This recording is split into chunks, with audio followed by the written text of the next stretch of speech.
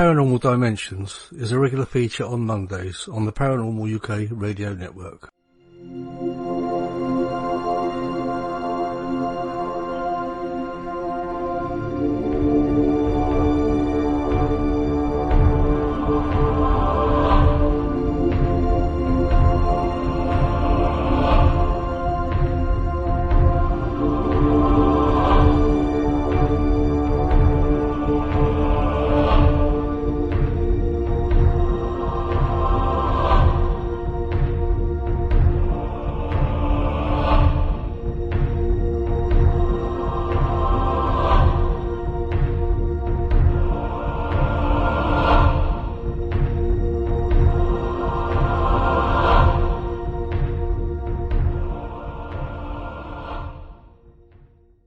This is Sasha Christie, and you're listening to the Paranormal UK Radio Network, the UK's biggest paranormal network. And this is Paranormal Dimensions with David Young.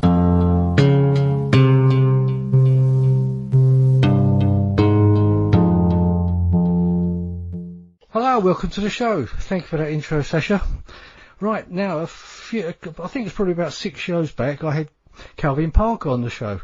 And we ended up by Calvin was very interested in doing a show on regression. Well, this is going to be the one. Calvin's got an updated book out at the moment.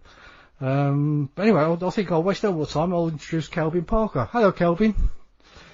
Hey, how you doing, Dave? I'm fine, my friend. Thank you.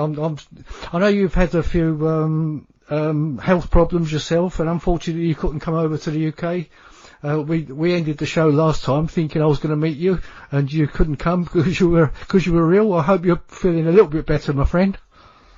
Yeah, I'm doing a little better here and there. It's just the golden years isn't as good as what the people claim. You know, you wait all your life to retire.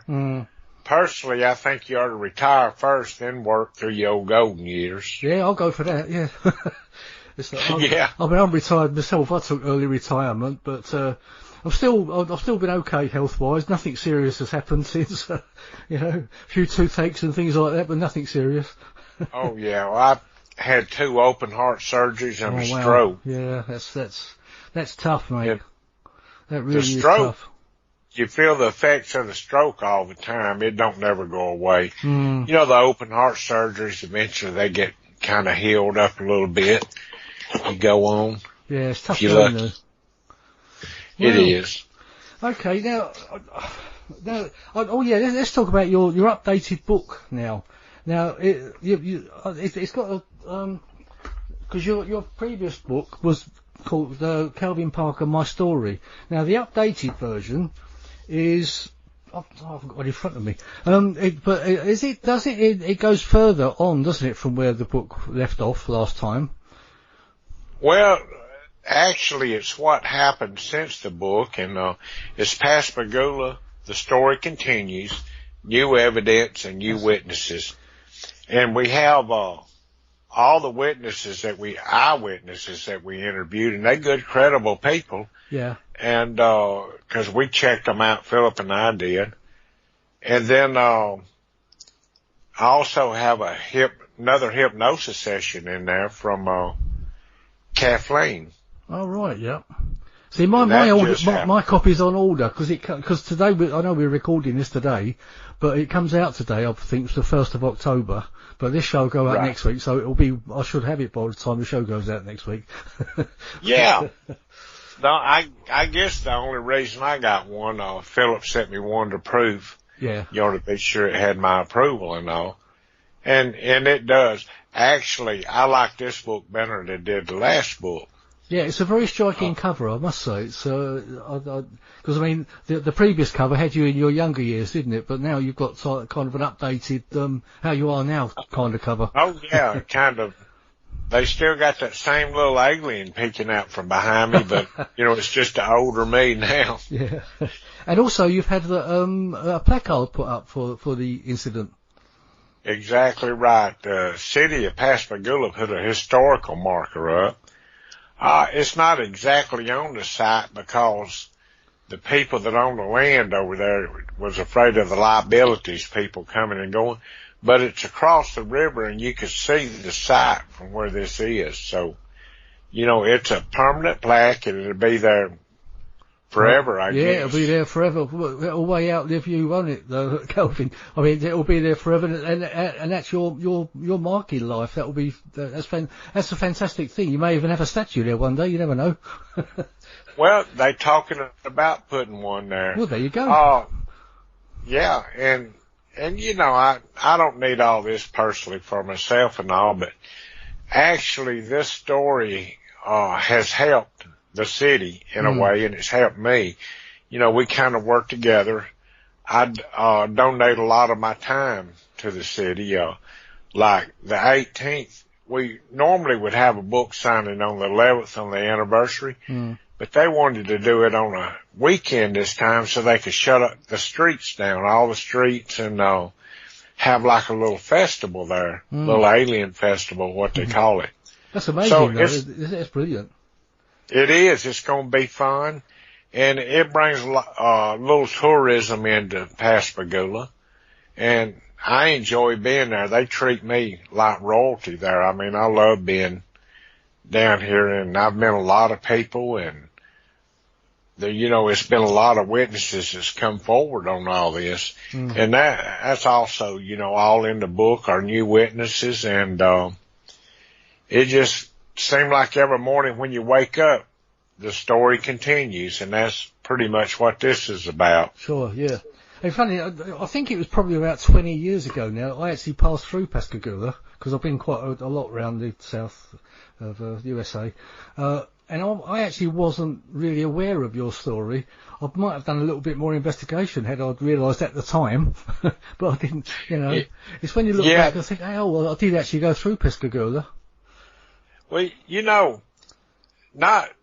there's a lot of people that really hadn't heard of it, but this has been so long ago, back in 1973, and, the social media was nothing like it is now. Sure, I mean, yeah, that's what's brought it on, really, isn't it? That made it as more well known, so to say. Yeah, right. When this happened, all you had was just TV stations coming out, radio stations wanting to interview, and I didn't want to be interviewed, so I kind of stayed out hiding. And now, since we're gone public, you have social media. You can get on the computer, and within 5 minutes, you let hundreds of thousands of people know your business. Yeah, as we are now. Right, just like we're doing now. Yeah. Anyway, let's get into your regression, because I know when you were on the show last time, you said you could probably talk for about 3 hours. Now, I don't think we got 3 hours, because I think you've got an appointment to go to in a while. Yeah. So, I mean, how do you want to start this? So, do you want to explain a bit about your regressions? Yeah, let me kind of catch everybody up to speed when the first one happened. In 1993, I went fishing to an island, Cat Island here in Mississippi. And when I got to the island, my full intentions was to be home before dark. This is about 11 o'clock in the daytime. And before I knew it, at 3 o'clock the next morning, and I had all this time missing. When I got to my truck, it was 3, and I didn't know where all this time was. So a friend of mine told me about Bud Hopkins, and he does a lot of regress hypnosis and things. And he said that he had a book out called Missing Time. So this was the next day in 93, and he said, let's ride to Florida. He's in a conference there, and we'll see if you can talk to him. Well, I agreed, but I still wanted to stay under the radar at this time. And I said, well, Bud Hopkins probably don't know who I am, probably don't care, but I would like to talk to him about this missing time if he's available and can. Of course, we went to the conference, and I made my friend get out because I didn't want to go in out of fear of being recognized. And I didn't think nobody would, but you never know. And he told Bud Hopkins that there's a Calvin Parker that needs to talk to him. So Bud said, yeah, I want to talk to him. I've been wanting to talk to him. Why don't y'all go to my room and I'll be up there in just a few minutes. And sure enough, good to his word, he showed up and we introduced ourselves. And Bud had just done this book about missing time on Debbie Jordan or somebody. And he said, yeah, I'm familiar with missing time. He said, let me do some regress hypnosis on you, if you don't mind. I said, well, okay, Bud, I don't mind. I don't know you. I don't trust you because I don't know you. And I didn't. Not at the time. I had no idea who he was or how trustworthy he was. I said, look, I have a friend here, and there's a ball bat in the trunk of my car. If you make me look stupid in any way or put anything in my head that's not supposed to be there, I'm going to let him take that ball bat, beat you across the head with it, and hand it to me and leave. Yeah. So Bud said, okay, he agreed to go ahead under them terms, but I also made my two friends stay in the room there. So he regressed me back to start with in 1973 to see if we could pull any details, any minor details out that I might have slipped or forgot about or not remembered or didn't want to remember. So when we went back in 73, you know, I did remember a few things, such as the tag number on a car, somebody that was over there parking, and just picked up a little few odd and end things. And then he went to 93, to this time where I was on the lake, in the ocean fishing. And so he went all the way from 73 to 93. Now I didn't understand all of them to start with because Bud roped all of them into one hypnosis. He didn't split it out like Kathleen did this last time. I underwent a 3-hour session this last time, and she took the incident of 73 and split it up different. Then she took the one in 93 and split it up different. But to get back to Bud's, he regressed me back. And what had happened, now he put a post-hypnotic suggestion in my head that I wouldn't remember this until it was time for me to remember. Then I could remember it all. I see. Now how that all works, I don't know. You know, I didn't think he could hypnotize me. And it seemed like when he started, I was there probably 5 minutes and got bored and he just woke up and went on back home.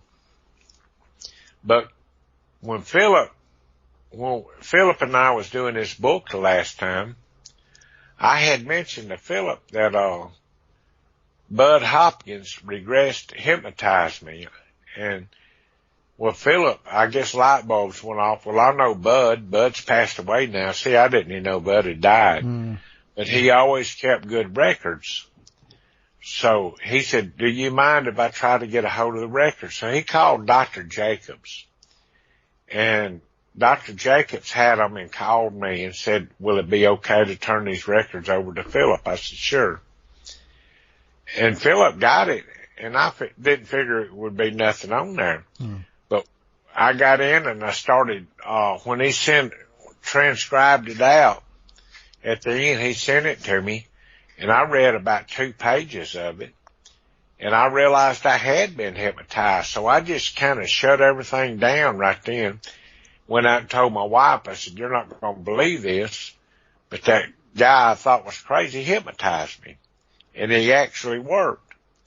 Because it was probably, it was a lot of pages. I don't know the exact number, but it was over an hour and a half of tape. And I said, I want you to read the regression, but don't tell me about it because I want to see if it comes back to me or whatever.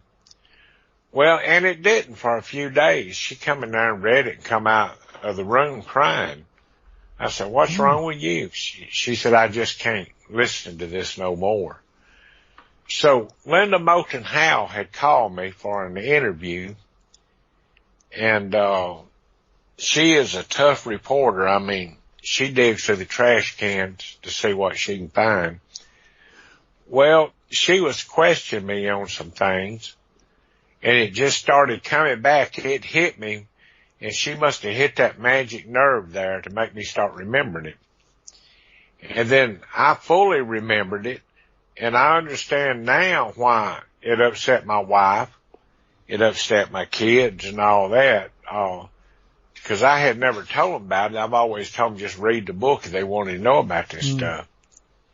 So come to find out, Bud regressed me back in 93, and I was fishing, and there was a cloud come over the top of the boat. Now, it was daylight, probably 11 o'clock in the day, but it was something hitting this cloud.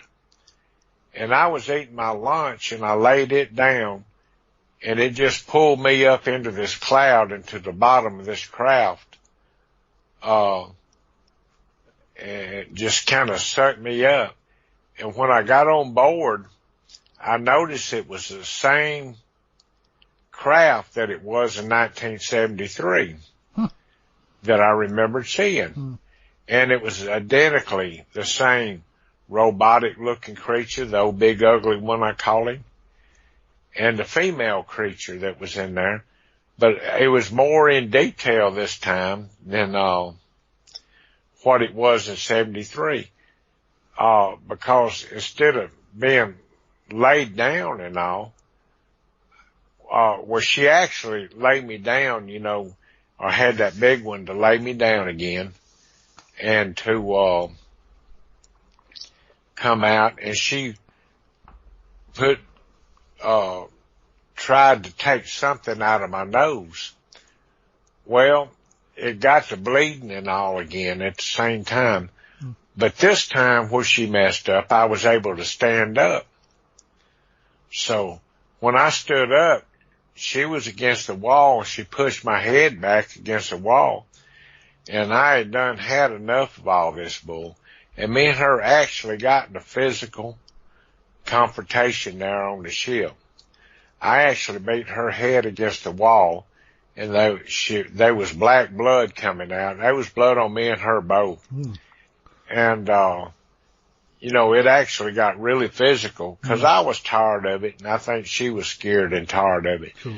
To be honest, I seen the fear in her eyes this time, and I don't think she was quite ready for what was going on. Yeah, didn't expect it, yeah. No, didn't expect that at all because, you know, the first time they gave me that shot to put you under and everything else, and this time they might not have given me enough medicine. I was a little older, and my adrenaline was worked up, and they just couldn't control. I was actually going to take her around the neck and jump out of the craft and have my physical evidence. I didn't care if it killed me and her both. But through the long process of all this, she, I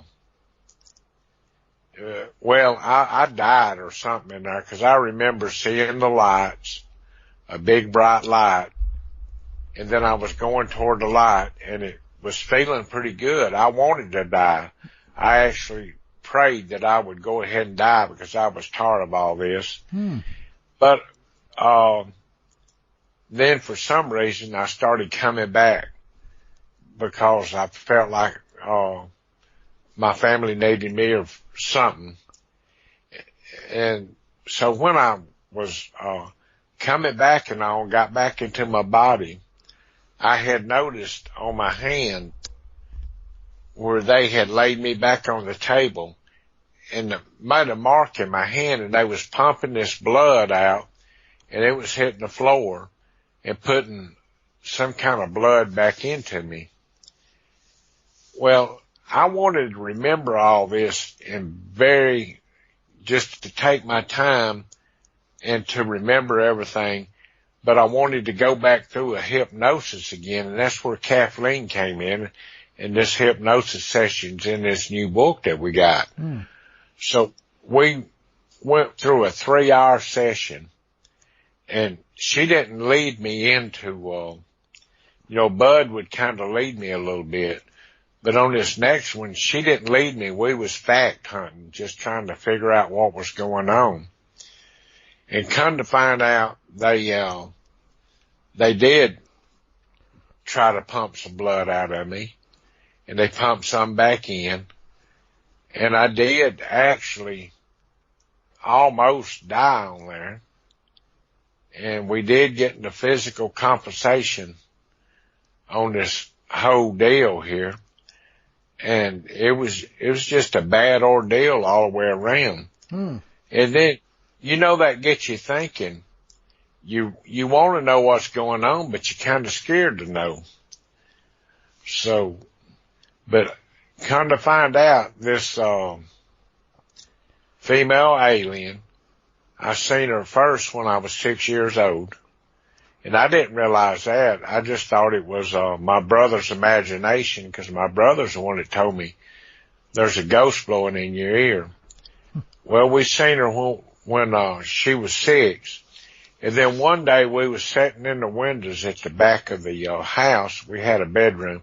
And looking out the window, there was a big snake eating a frog out there.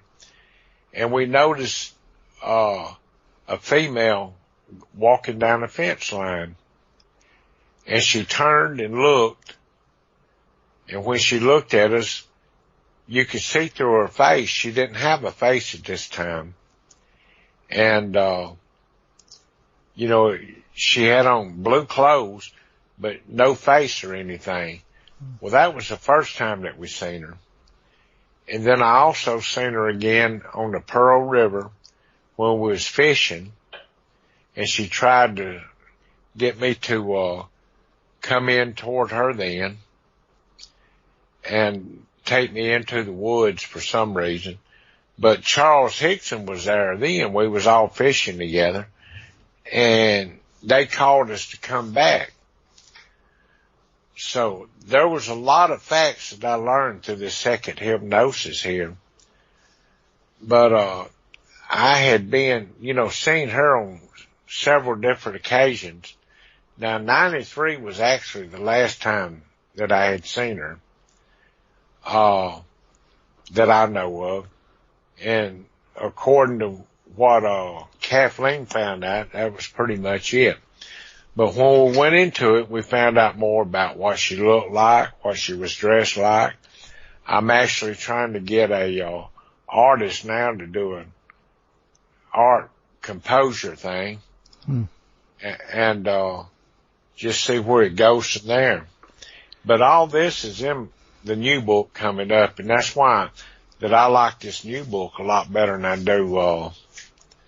did the last one. Yeah. The last thing was we also mentioned that Philip, that you mentioned, is Philip Mantle, isn't it? He's one of the UK's top researchers. Sorry, I interrupted you. Yes, but, sir. Just to clarify that. Right. And to me, I picked, the last book was put together. I really didn't have my heart into it. I wanted to tell my story. But now that I've got out and started talking to people and going to these different conferences and all, the story's still the same, but it's so much more information in this book that's coming out now than than what was in that first one. And it's important as well. Yeah. Right. And but you have to read the first one to get into this one, because it don't go back and repeat a story or nothing. It don't have all these newspaper clippings. Philip put them in last time to show how much press that the story got and all. Yeah, I at first I thought this was like an updated version, but it's actually a whole new book, isn't it? It's it's a brand new book. It's complete different subject matters in it. Yeah. And now what it does do, it gets into more detail on a lot of different things, than what was in that first book. Like I say, my heart really wasn't in that first one. I was all kind of up in the air about if I even should do one then. Yeah. I know, you said you felt pressurized to do it, didn't you, really? But I did. But But on this hypnosis stuff, you know, I found out a lot of details and a lot of facts. And they're also in the book. I think it's probably 100 pages where Kathleen went down and hypnotized me. You know, that's Betty Hill's niece. Yeah. Yeah, I've had her on the show. Yeah, she's a lovely lady. Oh, she is. I never knew her, but I got to trusting her. We went to a conference in Phoenix, Arizona. So I got to trusting Kathleen there, and that's when I said, well, if anybody's going to do this, she seems really professional. And she was really professional. I would ask her to do it. So we made arrangements when I got back to Mississippi from the Arizona for her to come. What I might have to do is try and get her back on the show to tell her, you know, to tell us about your regression. That may well be an interesting show for next, you know, for the future. Yeah, that would be a great show from her, you know. From her, because I mean, she don't leave no details out and all. She's real professional about everything. So, you know, it would be a great show for her to come on and do that. Matter of fact, I should have been thinking and told you we needed to divide her to this one. And she could get into a lot of details also. Because me being sick and all, you know, it's been really hard getting caught up. And ever since I've been home from that conference, it's been one thing right after another. Do you feel your sicknesses may have been brought on by your experiences? Maybe. I'm sure they did that hadn't helped nothing. Because, you know, if you worry about something enough, you eventually get sick over it. But, it could have possibly been, but I don't know.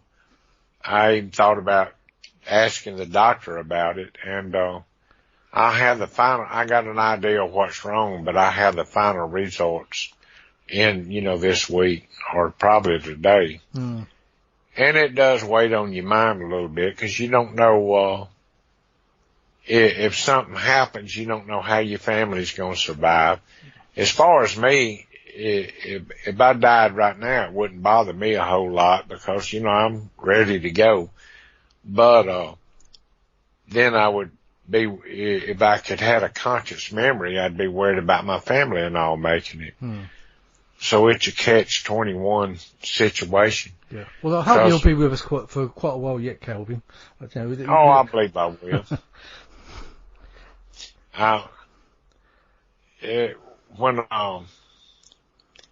When I get ready to know, I'll let her go. I'll let everybody know.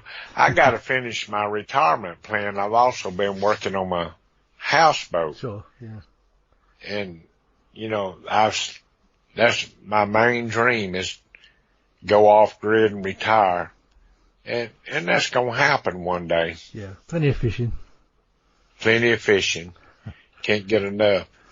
But during this, second regression, you know, I was able to, come out in detail with her face, and we're going to take them details and put the artwork to it, and found out she had blonde hair. That's something I didn't realize before.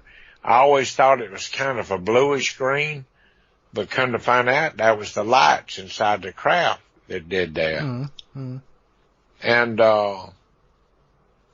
And the same one, now I don't know if this ever happens to anybody else, has been around me since I was 6 years old.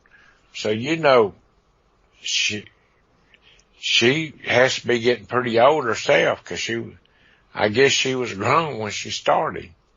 But I feel like we was kind of used as lab experiments, kind of like we would experiment on animals, or used to, that they kind of experimenting on us and trying to check to see if they can make it in this environment down here. I think that at one day we all might have to share maybe the same planet. And we might be on bottom of the food chain then. Who knows? Well, yeah, it's a worrying thought, but yeah. It is. I mean, and then it might work out good for us. You know, they're like anybody else on this world here today. So many different kind of people from so many different backgrounds, so many different cultures, so many different religions. It's just really hard to say, you know, are they good or bad? I just don't know, and that's where my deal is hunting the facts right now. Yeah. Did you get to know Bud Hopkins reasonably well? I mean, when you say you didn't know he died, so you must have lost contact with him. Yeah, I spent 3 days with him, and, you know, we was together, you know, we eat together, stayed almost in the same rooms. But, that was the only time I got to meet Bud, and, you know, he seemed like a great person to me. But as far as knowing him well, no. No, but I've never heard anyone say anything bad about him anyway. Peter Robbins was a good friend of his, apparently. Yeah, I like Bud from what I knew about him, and I really think he tried to help me with all this. And I tell you, somebody I got to meet at the last conference we was in was Paul Heineken, right. Dr. Heineken's son. And he is just a great, lovely person. I mean, we got to visit quite a bit there, and he is funny and humorous and smart. And you put all them together, you know, you go places in life. Yeah. He actually showed a film. Now, how smart his family was. He actually showed a film with him and his brother in the backyard building a jet engine that worked when they was coming up as kids, you know, where most of us would be out riding bicycles or something. They was actually doing science projects. Yeah. Is he following his father's footsteps? In a way, he is. He's, you know, of course, he's doing that show on the History Channel now about Project Blue Book. Yeah. He's not doing the show, but he's, what do they call? As an advisor? An advisor on the show. And he says, you know, it's getting off track a little bit, but they do try to listen to him and get it right back on track. Sure. Yeah. And it's been hard on him, I think, trying to stay in his father's footsteps. But he's up to date on everything. He knows what's going on and kind of up. Matter of fact, I have gonna do a radio show with him and George Knapp next Saturday. Oh, right. Yeah. Saturday night, yeah. And I'm looking forward to it because I like Paul. I mean, he's smart. That's one thing I like about him, but he's not a smart aleck. But, you know, we also, in the new book here, talked about, Philip Class. You know, I had a skirmish with him one time, and, we go into that. But the hypnosis, I just thought when we did this first interview, I just thought that was really something. But as so much of it come out, I really hadn't took it all in yet in this second book. I mean, it's just pages of a 3-hour session. Yeah. It's, when I ask you questions about regression, I mean, it does interest me. But, how do you know if someone, I mean, I don't know, you may not know, but do you actually remember much about your regression afterwards? How do you feel? Was it? The first time when Bud did it, I didn't remember a thing about it till it all started coming back. Right. So you listen to the recording type of thing, do you? Right. So on the one that Kathleen did just here a couple of weeks ago, of course she recorded it, but I was fully conscious on everything that went on, you know, and she placed it in my memory and it stays there. But I could just remember a little more details. And it helps in that way. I never figured I would be one that could be hypnotized. Matter of fact, I didn't think nobody could really be hypnotized, but that's not true. It actually works. So, are there ways of telling if someone's actually pretending to be hypnotized? Do you know? I'm sure it is, but I'm sure they can tell if they train real good. And she was laying there and told me, and normally I can't lay still too long in one place. And 3 hours is just astronomical, a long time for me to lay still and not have to scratch my face or something like that. So, she could tell. Yeah, and this is all without any kind of drugs or anything, isn't it? Oh, yeah. Yeah, she didn't use any kind of drugs or nothing. And she was trained by a forensic crew to do this, and she reads your body language to tell if you're telling the truth or not.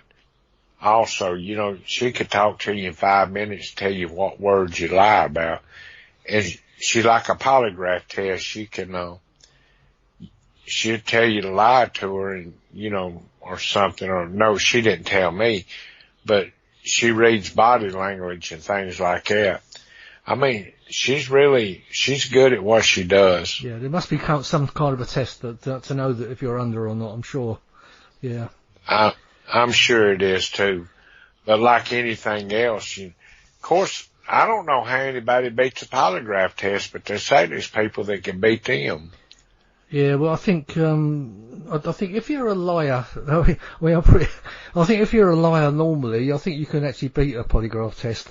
It depends on what conditions the test is taken under, whether you're on drugs and all sorts of things. There's so many caveats, parts to a polygraph test that it needs to be carried out under strict supervision, really. Right. I mean, I do know of quite a liar who's passed the polygraph test, so. Yeah, I think if you really believe what you're telling, then you can sail through it, but you can't just sit there and listen to some spontaneous questions and answer them. No, but then also you need to know what the questions were. I mean, on this particular instance, we don't even know what the questions were, so so when someone passes a polygraph test, you need to know what the questions were as well. But yeah. I mean, as far as when you go into a regressive state, is it like being in a dream, or I mean, are dreams very similar to being in regression? I don't know. It may be a silly question, but because I can't think of where else your mind can sort of go, apart from a dream state or. Well, to me, I noticed in the transcripts, that you could hear noises in the background and all, but she blocked me from hearing them noises, and I couldn't hear a thing. Now, I could hear her voice, but she had put a suggestion in my head that I wouldn't be able to hear all this other noise and things. And it apparently worked because I didn't hear nothing.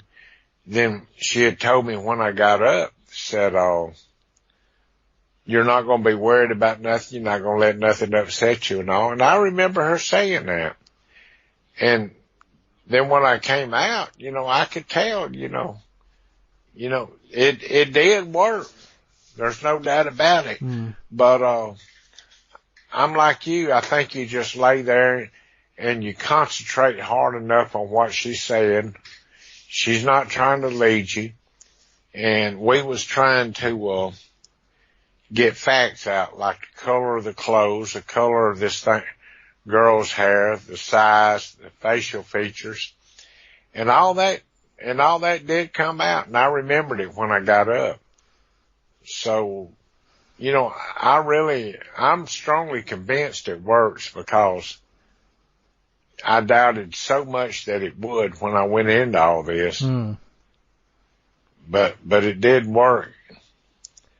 Yeah, I must say, I'd like to do a regression myself. I did try it once with somebody, but I couldn't, because they talk about going like through a corridor and opening doors and things, and I just couldn't get. I just couldn't go fully under. It's whether it was me or the person doing it, I don't know. It could have been a little bit of both. Now, I do know that if you don't want to be hypnotized, I don't believe they could hypnotize you. I really don't. Yeah, maybe there's some sort of a barrier you put up, yeah. Yeah, that's true. Now, in my case, I really wanted to be because I wanted these facts to come out. Yeah. And then I underwent 2 different ones with 2 different peoples. We got some facts out of the first one. We got a lot of facts out of the second one. And, I found out that this was a female alien. She talked in a female's voice. She actually had blonde hair. And she always had on some bluish gray looking clothes. And she pretty much had this on all the time. Well, she asked me what my favorite color was in there. And, when I was hypnotized, Kathleen asked me my favorite color. And I told her what it was. And I was just wondering if maybe these, beings that come know what colors you like and what you're supposed to look like. And, they do this, put on like an actress, like a show, just so they won't upset you so much. Yeah, like a veil, like a, yeah, I know what you mean. Like a curtain, like a disguise curtain or something. Right. And I could see where you'd be up. Now, there's some people, I've seen some drawings that, of some of these other aliens. I try not to look at them, but they got the ones with the big eyes and the gray looking skin. Then they got the one that looks like a lizard and a grasshopper and all that. Now, I don't see how that relaxes anybody seeing something like that. There are the tall blonde ones as well, though. The Nordics, they call them, aren't they? Yeah, I think so. And this was the color of the one that had abducted me, was blonde. And I really don't think they meant to do a whole lot of harm. But, meaning to or not, they did. So I don't agree with something taking you like that. Well, I think we spoke about it before. You don't think, could they have been extraterrestrial or interdimensional? Or you've got no idea? I don't have any idea yet. And that's one reason I was undergoing that, and I think that was a question that was asked. But, it just straight out. She'd ask me something, I'd either remember it or I wouldn't. Then we'd investigate a little bit deeper into the facts. We'd pull something out. But I really think that these are probably travel now interdimensional, where it used to be, I think used to they'd have to get in a craft and come see you like that. But now I don't think they need one. They just got it all figured out. They show up because, regardless of what people say, you don't hear of too many, abductions anymore, or, especially in the crafts and all. I mean, it's some abductions going on. You do get quite a lot of missing people, though, all the time. The people do disappear off the face of the earth and never heard from again. So it makes you wonder if some of those are not alien abductions and they just don't come back. I'm sure they are. And I've had people tell me, well, I wish that had happened to me. I'd just go with them. Well, I don't think it'd be that easy for me just to give up my life here and go with them wherever they go. Or I wouldn't do it. Period. They'd have to kill me and take me on their own. Because in one sense, I feel like they're evil, but in another sense, I don't feel like they're evil. You know, I feel like, if they could help us, they probably would. But on the other hand, I don't know, you know, you get to thinking, well, why do they come down here and manhandle somebody? And I've actually heard of, I was on a show the other night, and this woman said she got pregnant by one and all. And, you know, and I believe a lot of people when they tell me that. You never know what's going on. Well, it's still against your will, isn't it? Whatever happens, whether they're being gentle about it or not, it's still against your what you want. Yeah, nobody asked me permission. Could they take me aboard a ship and give me a physical and drain the blood out? In your regressions, did you get much more memory about the bigger creatures that you saw? You know, like I like to call them the mummy. They look a bit like a mummy to me, but yeah. Well, it's still along the same thing. You know, we talked about. I still really do feel like they're robotic, and the face. You know, before I didn't remember the face, but you know, now I remember what Charlie was talking about. There were little antennas. Sticking out, and I think that was to communicate with them, Will. But I didn't see no nose or ears or nothing like that, just little antennas sticking out. Or maybe they were antennas to communicate with each other, weren't it? Or perhaps whoever's controlling them as well. I'm sure it is, and I'm almost sure that maybe on this craft that, you know, there was just one being that really come, like the doctor or whatever she was. But she bought these robots with her to guide the machine and do all the work and, you know, fill in the gaps. Yeah. Did you get any more detail about the ship itself under regression? No, I didn't. I do remember the table that was laid on. It was clear like glass. But it was not glass, it was like a beautiful crystal looking stuff. I mean, that when I seen it in my mind, that was one of the prettiest tables I've ever seen in my life. But it like an examination table. And I think they had it where it would catch body fluids or anything else and just take them away when I was on there. Because I remember my hand was bleeding to start with. And it was laying inside the table, the blood wasn't getting there. Then it flopped over to the side of the table, and that's when it started hitting the floor. I could actually sit there and hear my blood drop out of my hand and splatter on the floor. So, you know, but the ship, I'd give anything to remember seeing control panels or the rest of the ship. But I do remember that there was you know, another room that was next to this, and that they seemed like they was peeking out a window at me, and there was more than one in there.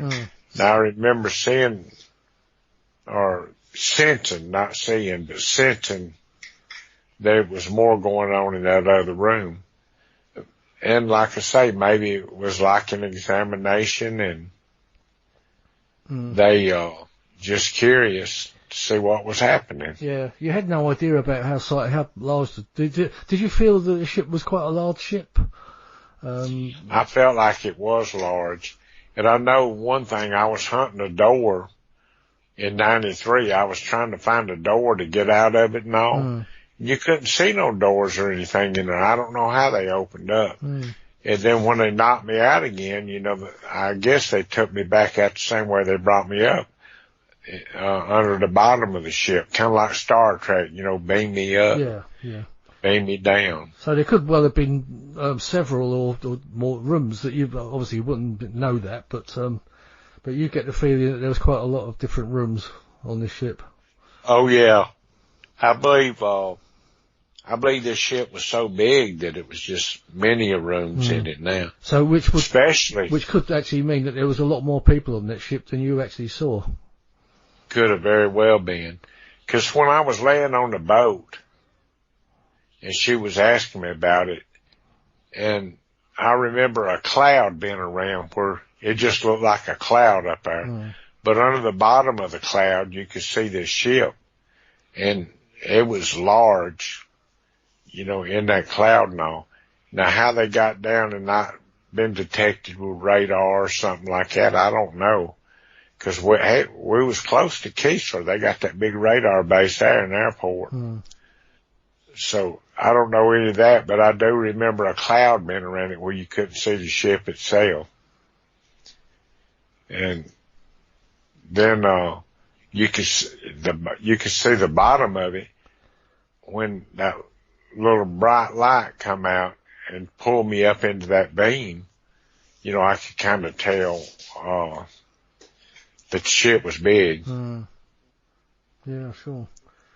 Do you get dreams about it still, Calvin? I don't know if I asked you that before. I may well have done. No, you know, I never really think about it. When I guess one reason I talk about it so much since this book's been out, you know, there's no telling how many times that I've told that story and talked to people and had interviews about it and all. But, you know, used to I might have dreamed about it some, but now I never think about it because I live it, I guess. There's probably dreams you don't remember anyway, probably. I don't remember half of mine. Oh, yeah. But, I mean, you'll be telling this story for quite a few more times after this anyway, won't you? Oh, yeah. Yeah, I'll be telling it for a while now with this new book coming out. You know, I'm sure this is going to be well, it already is. Yeah. I already have October and November booked up solid every day. That's good. I hope you get a chance to come over to the UK with that story too. That would be nice. I'm looking forward, and maybe next year, you know, I'll be able to make that trip. It would have been hard this year under the... I think everyone felt sorry that they didn't see you, but of course your health comes first, and everyone understood that. It's just one of those things, isn't it? Yeah, to be honest, you know, I had a catheter in with a bag strapped to my leg, and it'd be hard to get on a plane and fly with that. Yeah, sure. Yeah, not pleasant anyway, is it? Yeah. No, it's not pleasant. It wasn't even pleasant being here at home with it. Yeah, sure. Yeah. But anyway, I'm sure everyone wishes you all the best, Calvin.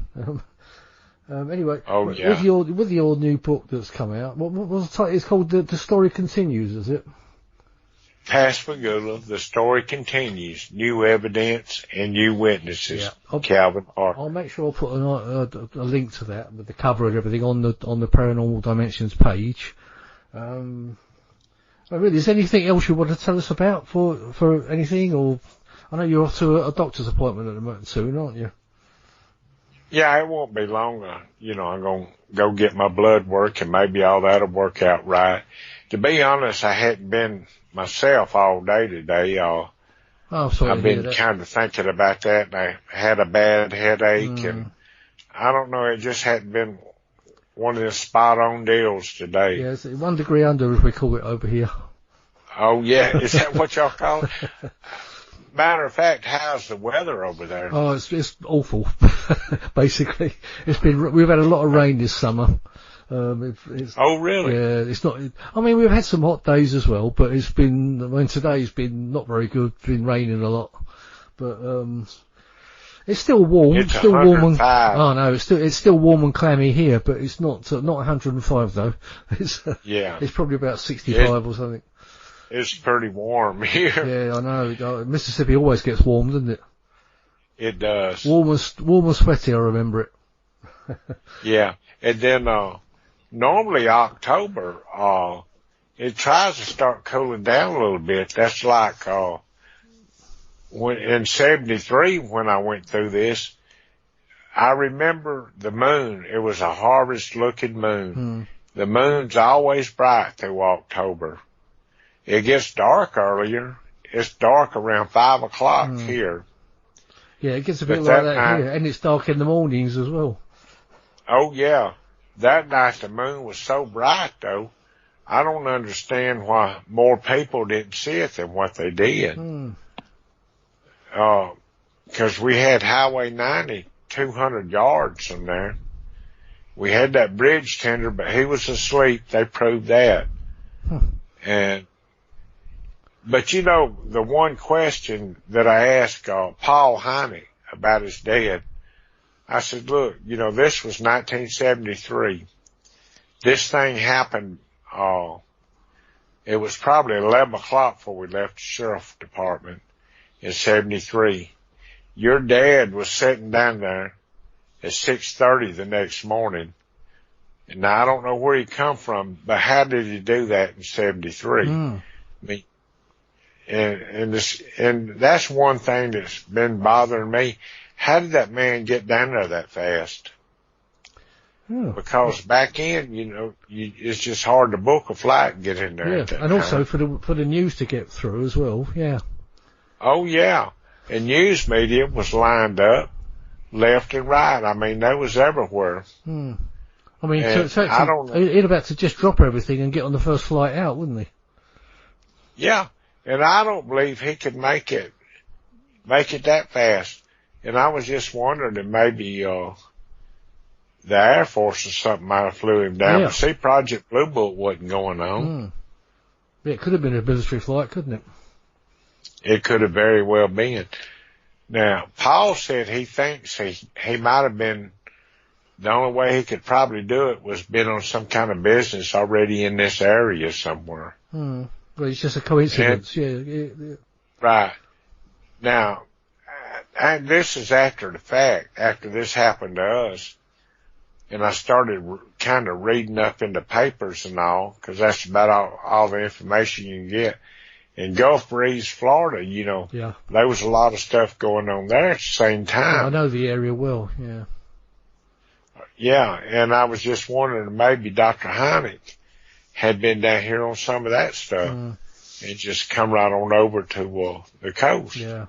I used to work on the Hurlburt Field Air Base over there for on the AC-130 project.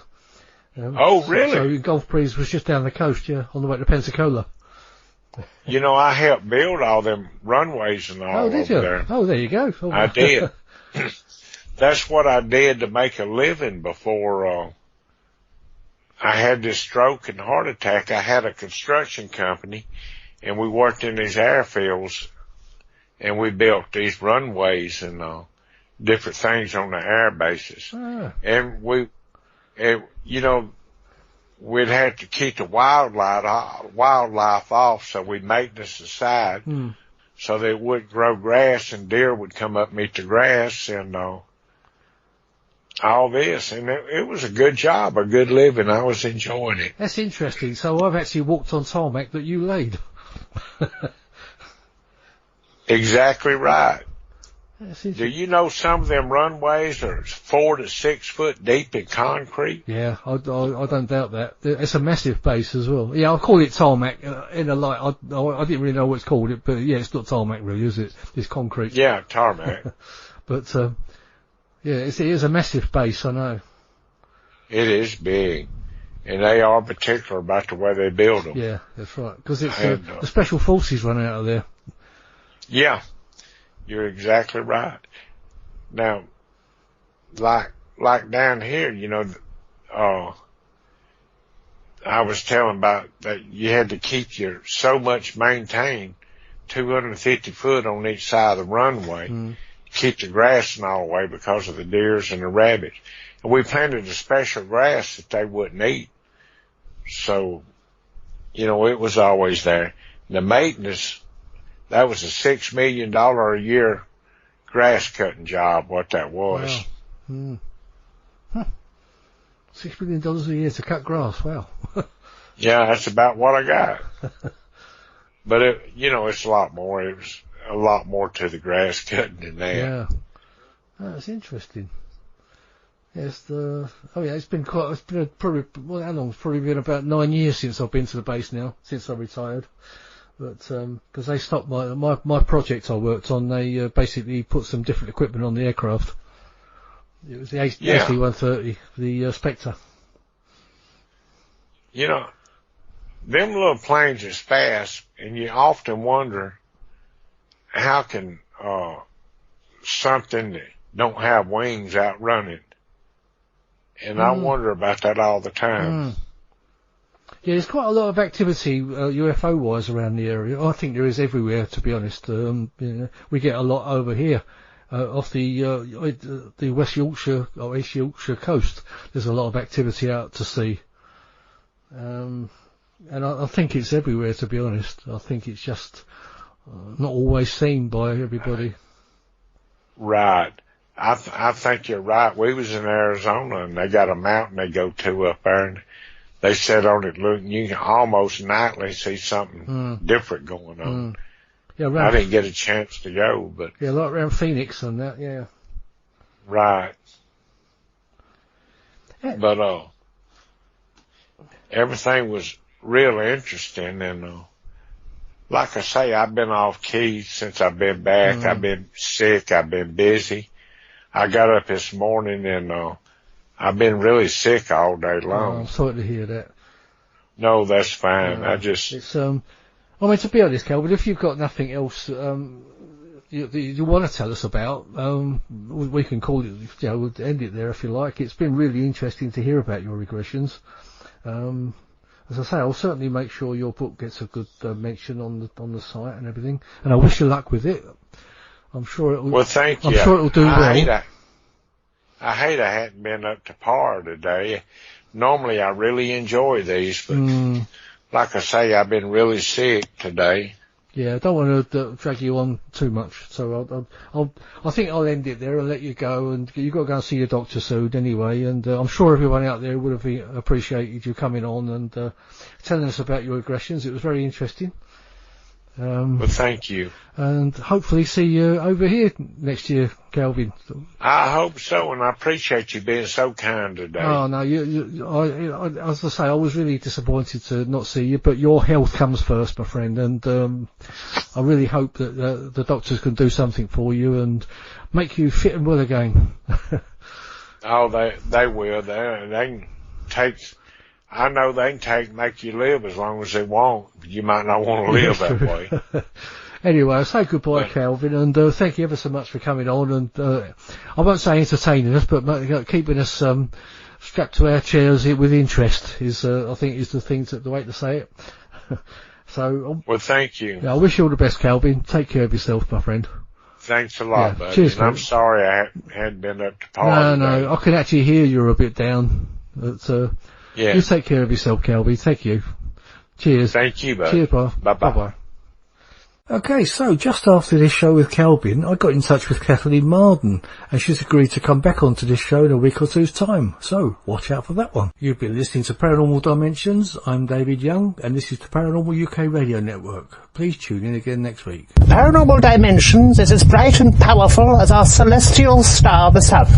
And although it's expending thousands of pounds of energy every minute of the day, have no fear. There's plenty left.